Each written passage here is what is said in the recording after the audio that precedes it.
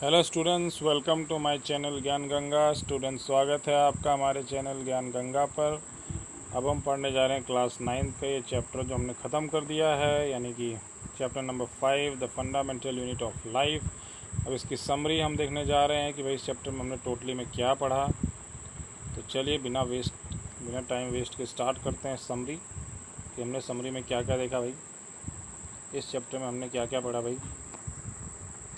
तो सबसे पहले यहाँ पे दिया है कि देखिए, जो फंडामेंटल ऑर्गेनाइजेशन यूनिट होता है लाइफ का, या जो फंडामेंटल फंक्शनल या स्ट्रक्चरल यूनिट होता है, या द फंडामेंटल जो ऑर्गेनाइजेशनल यूनिट होता है लाइफ का, वो है क्या? सेल। ठीक है, ये पॉइंट क्लियर है। तो फंडामेंटल यूनिट ऑफ लाइफ क्या है? सेल है। ठीक है, नेक्स्ट पॉइंट है cells are enclose by a plasma membrane of lipids and proteins. जितने भी सेल्स होती हैं इनको कौन इनक्लोज करता है? इनको चारों तरफ क्या मौजूद होता है? एक प्लाज्मा मेम्ब्रेन मौजूद होती है। ये प्लाज्मा मेम्ब्रेन किसकी बनी होती है? लिपिड्स की और प्रोटीन्स की। ठीक है, ये प्लाज्मा मेम्ब्रेन किसकी बनी होती है? लिपिड्स की और प्रोटीन्स की। ठीक है, ये प्लाज्मा मेम्ब्रेन किसकी बनी होती है?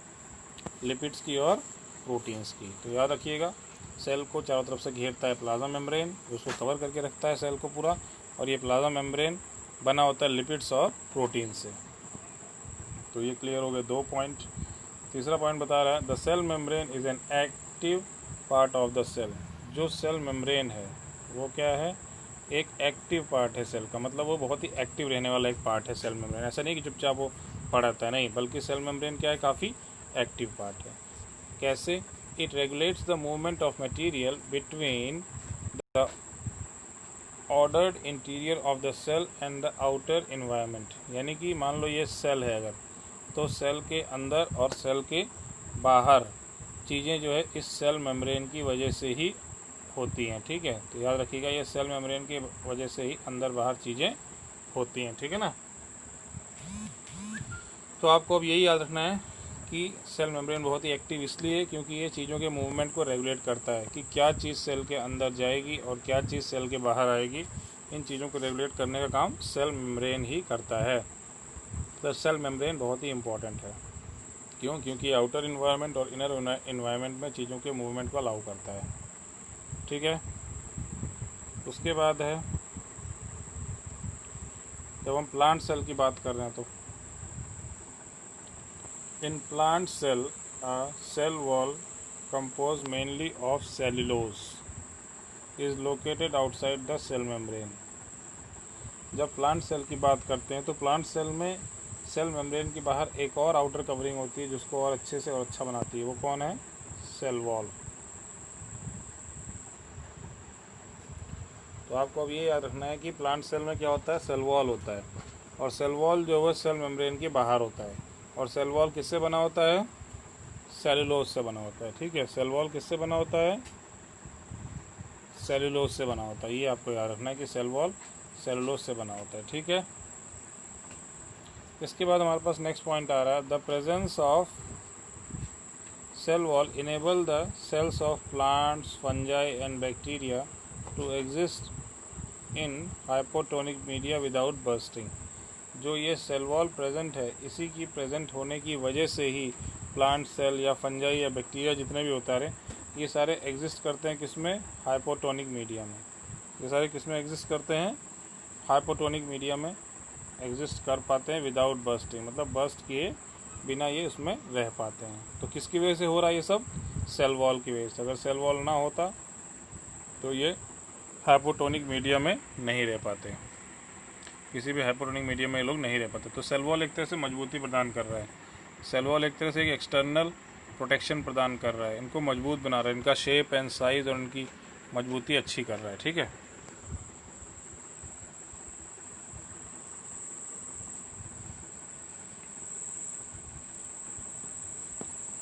इसके बाद नेक्स्ट पॉइंट है the nucleus in eukaryotes is separated from the cytoplasm by double layer membrane and it directs the life process of the cell.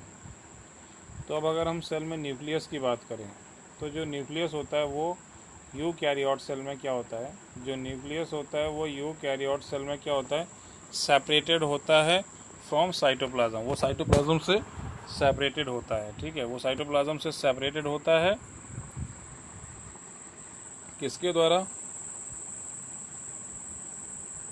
Double layer membrane के द्वारा, ठीक है, जिसके और ये न्यूक्लियस ही लाइव प्रोसेस को चलने में मदद करता है, ठीक है।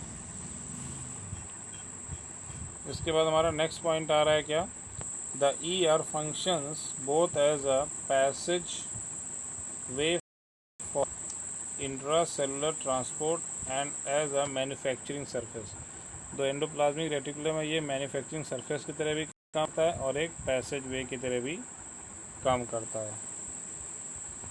पैसेज वे किसमें? इंट्रासेलुलर ट्रांसपोर्ट, सेल के अंदर ही चीज़ों को ट्रांसपोर्ट करने में मदद कर रहा है। ER यानी कि एंडोप्लाज्मिक रेटिकुलम जो होता है वो सेल के अंदर ही चीज़ों को ट्रांसपोर्ट करने में मदद करता है।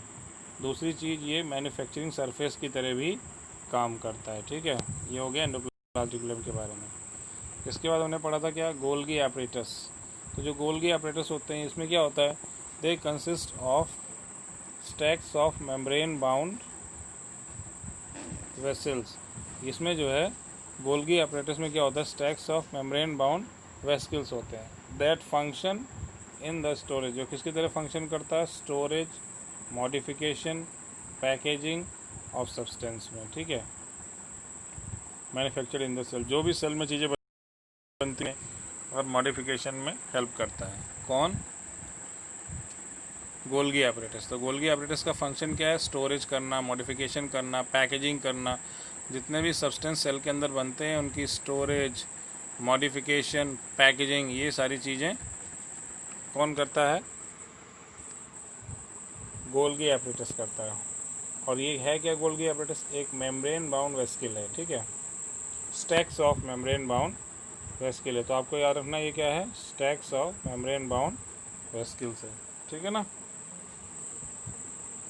इसके बाद नेक्स्ट पॉइंट बता रहा है कि most plant cells have large membranes organs called plastids.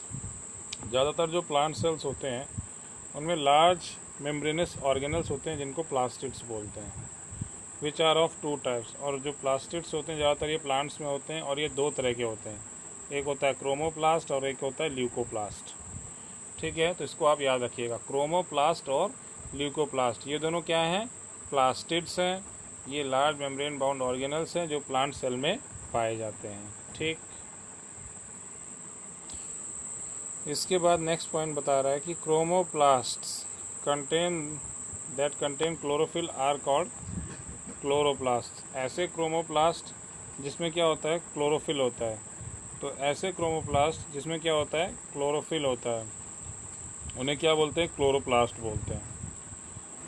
And they perform photosynthesis, और ये फोटोसिंथेसिस परफॉर्म करते हैं। एंड दे परफॉर्म फोटोसिंथेसिस, और ये फोटोसिंथेसिस परफॉर्म करते हैं। तो याद रखिएगा, ऐसे क्रोमोप्लास्ट जिसमें क्लोरोफिल होता है उसको हम क्लोरोप्लास्ट बोलते हैं और ये फोटोसिंथेसिस परफॉर्म करते हैं, ठीक है ना। एक चीज़ हो गई। दूसरी चीज़ बता रहा है कि the primary function of leucoplast is storage. याद कर लीजिए एक लाइन सिंपल से, जो मेन फंक्शन होता है ल्यूकोप्लास्ट का वो क्या होता है? स्टोरेज होता है, ठीक है। तो जो प्राइमरी फंक्शन होता है ल्यूकोप्लास्ट का वो क्या होता है? स्टोरेज होता है। तो the primary function of leucoplast is storage, याद रखिएगा इसको, ठीक। Most mature plant cells have a large central vacuole. जितने भी ज़्यादातर मोस्ट जो मैच्योर प्लांट सेल्स होते हैं उनमें क्या होता है? एक लार्ज सेंट्रल वैक्यूल होता है, याद रखिएगा। जो मोस्ट मैच्योर प्लांट सेल्स होते हैं उनमें बीच में एक बड़ा सा सेंट्रल वैक्यूल होता है that helps to maintain the turgidity of the cell, जो कि सेल की टर्जिडिटी को मेंटेन करने में मदद करता है।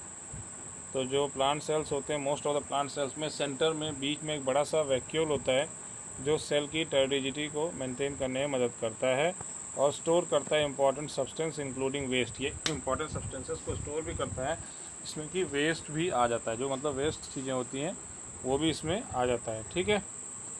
तो ये हो गया प्लांट सेल के जो सेंटर में जो सेंट्रल वैक्यूल होता है, जो बड़ा सा वैक्यूल होता है, उसकी बात हो गई ये। तो वो क्या करता है? सेल की टर्जिडिटी मेंटेन करता है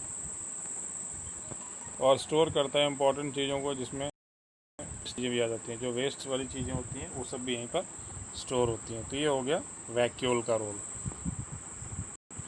इसके बाद लास्ट पॉइंट स्टूडेंट्स क्या बता रहा है, लास्ट पॉइंट बता रहा है जो प्रोकैरियोट सेल्स होते हैं have no membrane bound organelles, यानी कि जो भी प्रोकैरियोट्स सेल्स होते हैं उनके पास क्या होता है, they have no membrane bound organelles.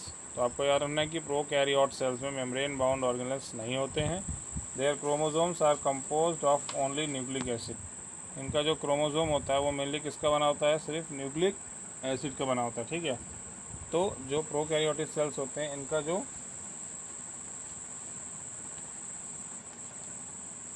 Chromosome होता है वो मेनली किसका कंपोज होता है, मेनली बना होता है न्यूक्लिक एसिड से। And they have only very small ribosomes और ऑर्गेनल्स, इनके पास बहुत ही कम अमाउंट में राइबोसोम्स होते हैं एज ऑर्गेनल्स, मतलब राइबोसोम्स ऑर्गेनल्स के रूप में इनके पास बहुत कम होते हैं। तो यानी कि बहुत कम राइबोसोम्स ऑर्गेनल्स के रूप में प्रेजेंट होते हैं प्रोकैरियोटिक सेल में, ठीक है। तो ये हो गया प्रोकैरियोटिक सेल के बारे में। तो ये सारे पॉइंट्स आपको याद रखने हैं स्टूडेंट्स, जितने भी पॉइंट्स हैं बहुत इंपॉर्टेंट है, इनको अच्छे से पढ़ लीजिए, समझ लीजिए, रीड कर लीजिए, वीडियो को देख लीजिए, एक बार दो बार सुन लीजिए, इसको समझ लीजिए, क्वेश्चन आंसर्स आपको इसके बेस से बहुत सारे सॉल्व कर पाएंगे आप। एक्चुअली आपको ये सारे पॉइंट्स याद होने चाहिए, व्हाट यू हैव लर्न, जितने भी पॉइंट्स हैं ना ये सारे पॉइंट्स आपको पूरे याद, ठीक है ना। तो ये सारे पॉइंट्स आपको याद रहेंगे तो ये आपको एग्ज़ाम में बहुत ज़्यादा मदद करने वाला है, ठीक है। तो इसी के साथ हमारा प्रेजेंटेशन यहीं ख़त्म होगा। नेक्स्ट प्रेजेंटेशन में हम मिलेंगे। आप लोग पहले बात तो कुछ पूछ नहीं रहे, आप कुछ पूछिए कि आप भाई कौन सा क्वेश्चन कर पाए, कौन सा नहीं कर पाए, कौन सा आंसर आपको मिला या नहीं मिला, तो उसी के हिसाब से हम कुछ आगे डिस्कस कर पाएंगे। तो आप मुझे इस बार ग्रुप में ज़रूर बताइए कि इसमें आपको क्या पूछना है, क्या नहीं पूछना है, क्या नहीं समझ में आया, कौन सा क्वेश्चन नहीं समझ में आया। तो इसके साथ ही हमारा चैप्टर तो ख़त्म हो गया है। अब आपने क्वेश्चन आंसर्स कर पाए कि नहीं कर पाए, आप बताते ही नहीं कुछ भी आप लोग। तो आप लोग बताइए, जो चीज़ नहीं समझ में आएगी उसको हम बताएंगे, अदरवाइज़ फिर हम नेक्स्ट चैप्टर स्टार्ट करेंगे। तो इसमें जितने भी क्वेश्चन आंसर्स हैं वो सारे सॉल्व कीजिए, जितनी भी इसकी एक्सरसाइजेज हैं वो सारी एक्सरसाइजेज आप लोग है सॉल्व कीजिए, ठीक है। तो हमारा chapter 5 the fundamental unit of life ख़त्म हो जाता है। मिलेंगे नेक्स्ट प्रेजेंटेशन में। Thank you.